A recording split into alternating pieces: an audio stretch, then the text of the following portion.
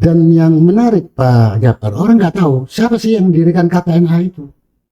Inisiator pendiri KTNA itu UNPAD, IPB, UGM, Unibro. Dan banyak orang nggak tahu, saya dapat data KTNA itu kapan berdirinya, siapa yang pertama kali hadir, justru di perpustakaan UGM, Pak.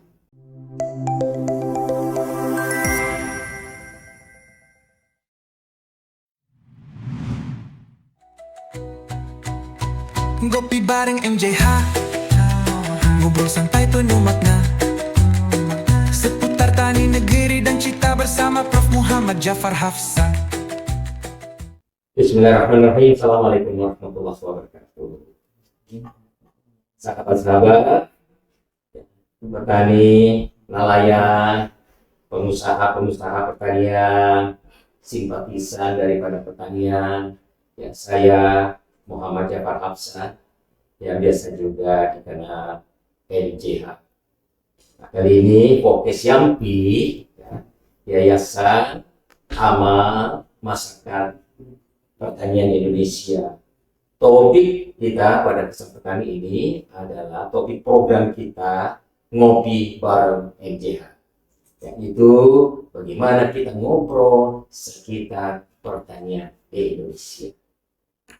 Para hadirin, saudara sahabat-sahabat sekalian seluruh Indonesia, kita akan topik yang kita akan bawakan adalah bagaimana satu organisasi petani nelayan yang terbesar di Indonesia yang mewadahi seluruh petani-petani dan nelayan di Indonesia yang disebut KTNA, Kota Tani Nelayan Andalan Indonesia, pakai andalan.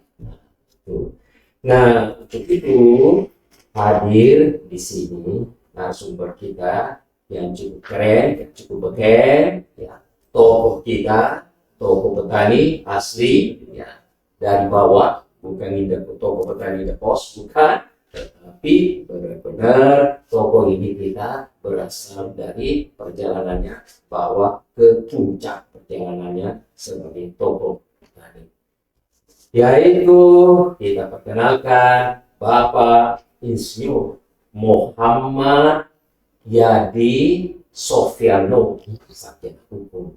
Selamat datang di podcast kita, Pak Ketum. Ya, saya biasa menyebutnya Pak Ketum karena saya cuma penasihatnya di tapi yang ketumnya beliau.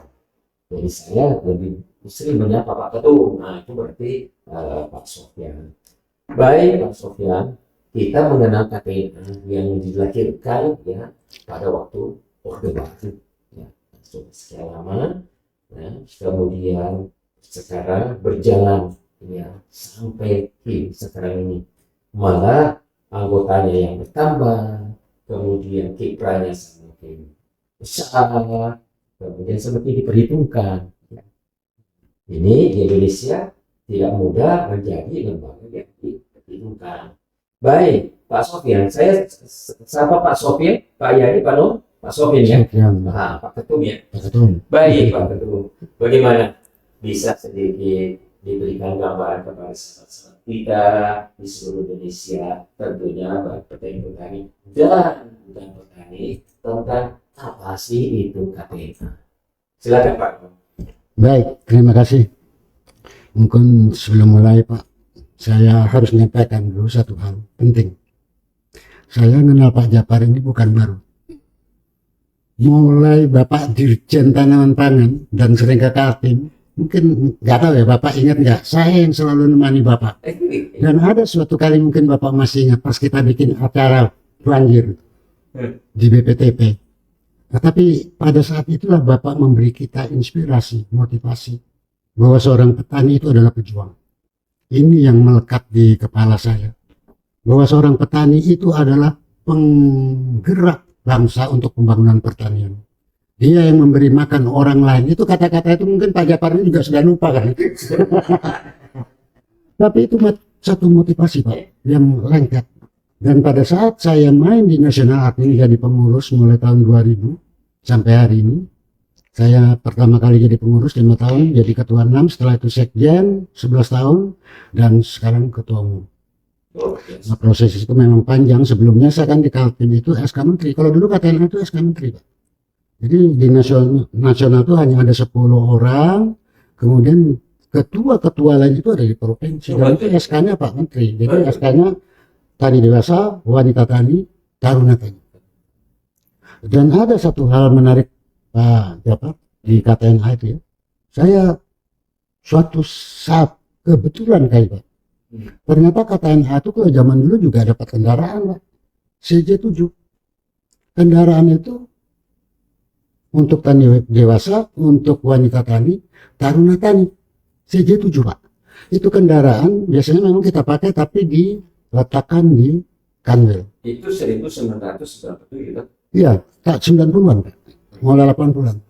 Kenapa saya tahu barang itu punyanya KTNH? Jadi berpikirnya positif. Di STNK-nya Pak. Kebetulan pada saat kendaraan itu di dom saya yang dapat.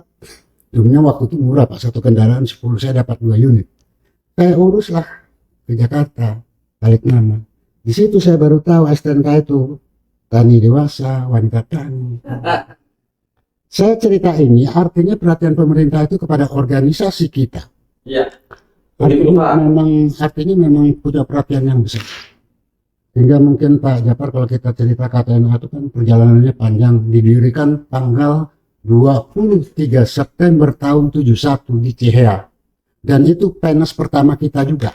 Makanya penasnya pada saat itu judulnya adalah Penas Pertemuan Petani. Karena waktu itu nelayan belum. Nelayan itu 10 tahun kemudian, dan iya 10 tahun kemudian baru ada. Jadi penggunaan kontak tani nelayan andalan itu 10 tahun kemudian. Sebelumnya kita menggunakan nama Bamukti. Nah, KTNH dalam perjalanannya Pak Japar sampai hari ini itu database kita, dan sekarang kami upgrade lagi, diperbaiki. Itu jumlah pengurusnya saja kita 660.073 orang. Itu pengurusnya saja Pak.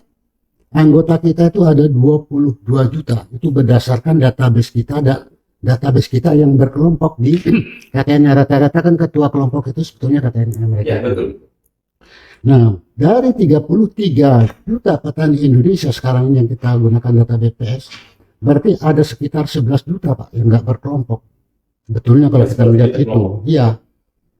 Nah, dari 22 itu yang di pertanian kita itu 20.500, yang 1,5 juta itu dari nelayan. Nelayan itu 3 juta. Ternyata yang berkelompok ber-KUB itu juga 1,5 juta saja. Itu data kita seperti itu.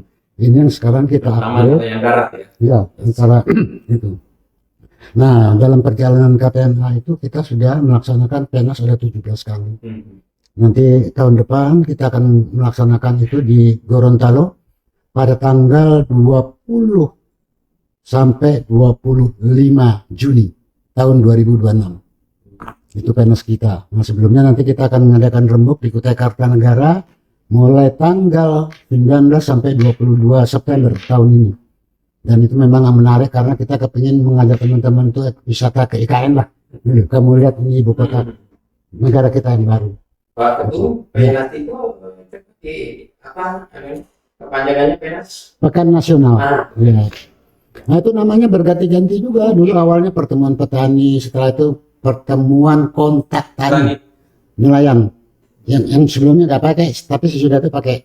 Itu belum ada andalan Pak. Jadi tidak pernah kita menyebut penas KTNH itu enggak. Selalu kita nyebut penas pertemuan petani, penas kontak tani. Kontak tani nelayan itu bukan KTNH Pak, dia anggota. Jadi semua orang petani kita itu kontak tani kalau dia ketua kelompok. Di situ orang nggak paham. Kalau dia diberi kontak tani nelayan andalan itu biasanya pengurus. Yang andalan itu pengurus. Nah, di situ pisahan data kita juga seperti itu. Nah, jadi kalau kita melihat perkembangan itu, saya berterima kasih Pak Japar mengundang saya hari ini supaya kita juga menceritakan apa sih sebenarnya KTNH. Ada orang tanya, minta maaf ini agak masuk sedikit. Bedanya KTNH dengan HKTI. Saya jawab, HKTI itu tempat aspirasinya KTNH secara politik. Mungkin Pak Japar ingat, ketua saya Pak Oyon 2 kali jadi anggota MPR RI itu HKTI Pak, bukan KTNH. Dan setiap ketua KTNH itu otomatis duduk di DPP HKTI. Pak Oyon, Pak Win, saya nggak tahu ini nanti masuk atau enggak, tapi saya sudah memberi nama-nama yang layak duduk di sana. Artinya setiap saat kalau HKTI itu mengadakan kegiatan, KTNH di belakang. Dan itu sudah disampaikan dengan ketua HKTI kita sebelumnya, Pak Prabowo 2 periode beliau selalu menyampaikan KTNH ini pasukannya HKTI. Dan kami nggak merasa bangga malah bahwa kita punya tempat untuk menyampaikan aspirasi. KTNH tadi saya sampaikan dibangun tahun 71, HKTI 73. Nah disitulah waktu itu kita agak berpisah sedikit, tapi pada saat itu di dalam sejarah, karena saya menulis sejarah itu oleh Jenderal Maraden Panggabean, oke, ini sudah jelas. Setiap kegiatan yang berkaitan dengan aspirasi politik hanya ada satu, HKTI pada saat itu Pak. Jadi KTNH ini adalah organisasi profesi independen yang anggotanya petani, nelayan, pekebun, peternak itu. Jadi tahunya ya artinya kita pekerja lah, termasuk petani hutan kita. Nah ini yang kenapa saya jelaskan di pagi ini supaya teman-teman itu tahu. Jadi jangan kaget kalau orang KTNH itu banyak di HKTI. Orang HKTI pun jadi pengurus KTNH karena ini bagian yang nggak terpisahkan. Saya kepingin Pak menyampaikan, kalau kita berorganisasi janganlah membeda-bedakan organisasi itu. Mau Perhipta, Nikah, mau Ikama, Jaka itu bagian dari satu wadah yang kita menyampaikan aspirasi untuk pembangunan pertanian kita ke depan itu di situ. Makanya saya nggak pernah bertikai atau bertengkar dengan organisasi lain. Sahabat saya ada di SPI, ada di Tani Merdeka, itu bagian dari kita. Itu kalau KTNH itu cara memandangnya seperti itu. Pak Ketua, tentu ya organisasi pada umumnya. Apa sih tujuannya, visi misinya? Apa sih yang mau dicapai dengan KTNH ini? Dengan tadi mengatasnamakan atau omnibus organisasi petani. Bagaimana? Oke. Visi KTNH itu dulunya panjang Pak. Setelah saya pelajari di lagu, terus di ide-ide pendiri organisasi ini, visi itu saya perpendek. Jadi visi KTNH itu hanya ada satu sekarang, bersama KTNH Maju Sejahtera. Nah di dalam visi itulah nanti terjemahannya ada di misi kita. Mensejahterakan petani, mencerdaskan petani, mengajak petani itu maju. Misi-misinya itu seperti itu. Ada tulis ada 7. Iya. Nah itu sabta peran KTNH itu. Jadi KTNH itu punya peran juga sebagai negosiator, sebagai pemimpin. Itu ada 7 kita sabta peran, termasuk berorganisasi koperasi Pak. Jadi koperasi itu kalau di kita nggak asing. Kalau saat ini pemerintah ada Kopdes merah putih, katanya mendukung dan sebagian kita dorong masuk. Tapi kalian yang sudah punya, jalankan yang ada. Tujuannya itu seperti itu. Nah, yang menarik Pak Japar, pada saat KTNH itu ditanya apa program kerjamu, kami punya RAPBN, apa istilahnya ya, rencana kerja 5 tahun kita. Kami punya program kerja itu setiap rembuk paripurna itu ada program kerja 5 tahunan. Dan setiap tahun kita ada rembuk utama untuk mengevaluasi semua kegiatan itu. Nah ini. Jadi rembuk apa?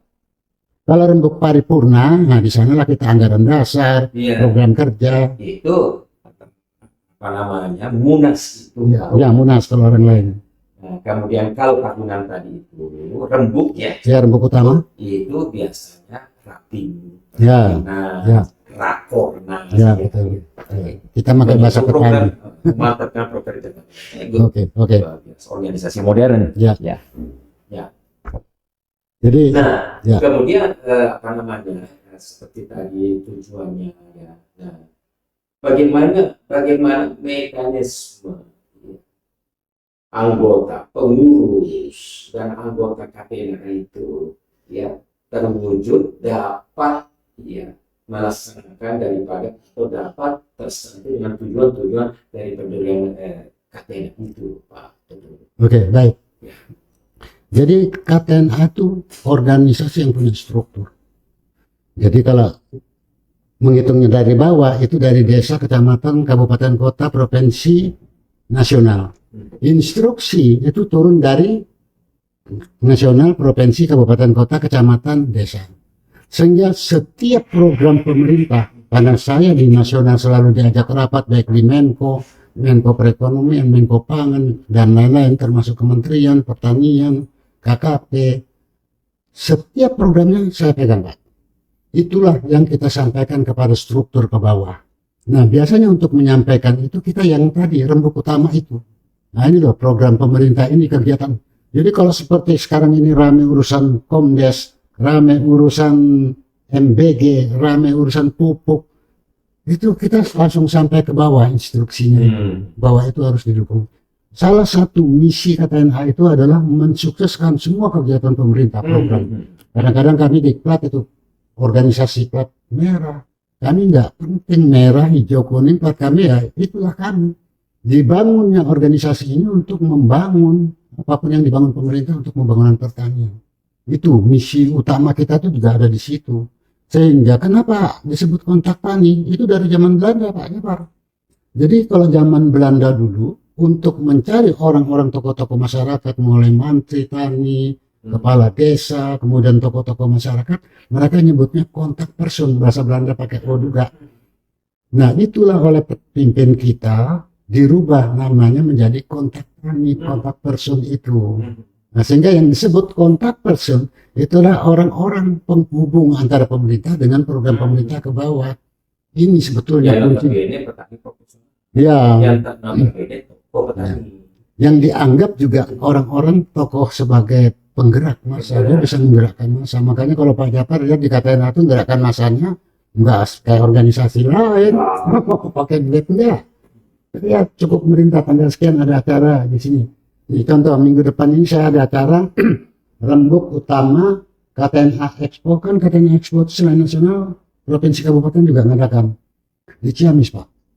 Nah itu saya datang ke sana. Dan kita sampaikan kegiatan kita akhir-akhir ini di nasional itu apa, sehingga teman-teman di kabupaten kota di seluruh Jawa Barat paham.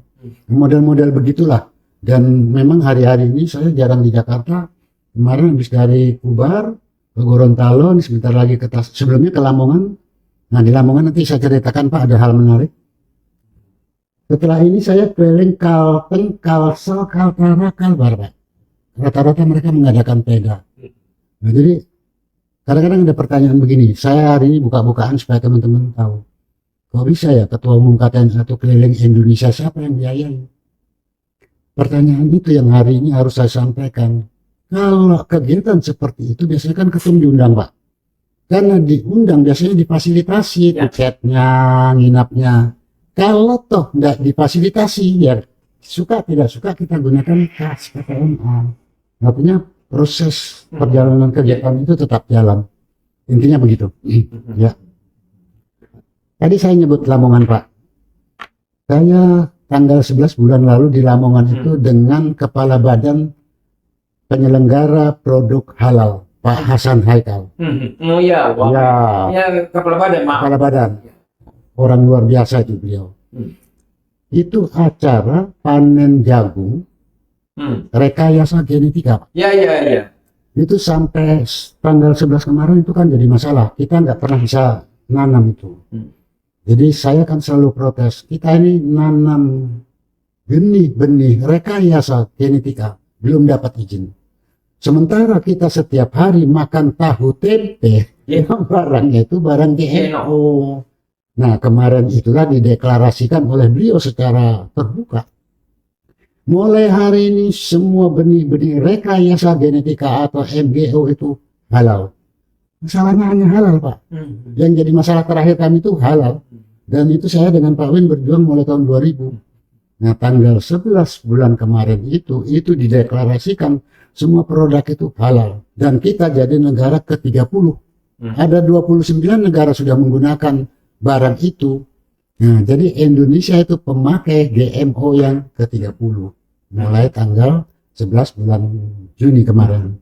Jadi sekarang bebas. Nah, apa barangnya? Contohnya di lapangan itu yang sudah pakai rekayasa genetika itu kalau Syngenta, saya sebut perusahaannya supaya lebih jelas nggak ditutupi, nggak ada sponsor. Itu ada Wiro Sableng 212 jagungnya dengan Sumo. Nah, Sumo itu deskripsi 9 kita tanam di lapangan itu bisa 11, Pak. ton. Artinya kalau 1 hektar saja bertambah HPP kita untuk jagung 5.500. Artinya kalau bertambah 2 ton atau 1 ton saja itu bertambah 5.500.000. Kalau 2 ton berarti bertambah 11 juta. Ini hal kecil. Bapak kalikan itu dengan luas tanam kita, triliunan bertambah untuk pendapatan petani kita. Ini hal-hal kecil. Dan bagusnya lagi itu barang, dan karena saya praktek, saya melihat, saya memanen, itu pada saat tanam, minggu ketiga atau minggu keempat itu biasanya gulma sudah mulai semprot, Pak. Pakai herbisida. Jagungnya nggak mati. Ya beri nama. Ya. Nah itu, jadi pemeliharaan nggak ada lagi. Selektif. Itu yang menarik di situ. Itu.